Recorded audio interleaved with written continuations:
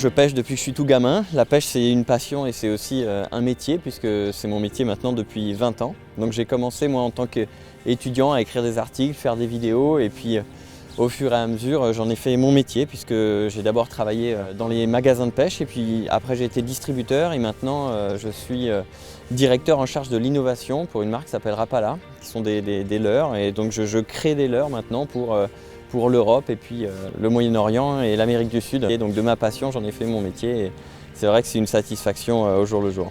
Donc moi, mon bateau, il est toujours sur sa remorque parce que je me déplace beaucoup et c'est vrai que sur les lacs alpins, par exemple, suivant le sens du vent, on ne va pas choisir les mêmes mises à l'eau. Donc il y a beaucoup de déplacements et moi j'ai un bateau un petit peu gros, un petit peu volumineux parce qu'ici on a des conditions de navigation qui sont plus proches effectivement de la mer avec des vagues.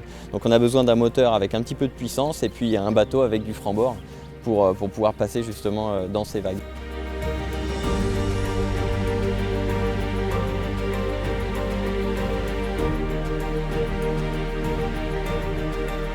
En termes de pêche, moi je suis très polyvalent, je pêche aussi bien en mer qu'en eau douce, mais c'est vrai que mon poisson de prédilection, ça reste quand même le brochet.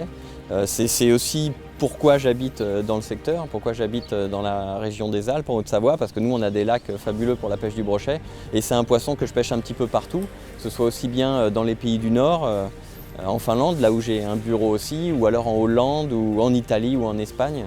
Le gros intérêt du brochet, c'est qu'on peut le pêcher dans tous les milieux, aussi bien au leurre de surface, qu'au leurre souple, qu'au leurre dur, dans peu d'eau, dans les lacs alpins dans 20 mètres. Donc c'est vrai que c'est un poisson qui est assez passionnant à traquer et à pêcher. Alors moi, ce que j'attends de mon moteur, c'est avant tout qu'il soit silencieux, parce qu'à la pêche, c'est quand même quelque chose d'important, qu'il ne consomme pas trop.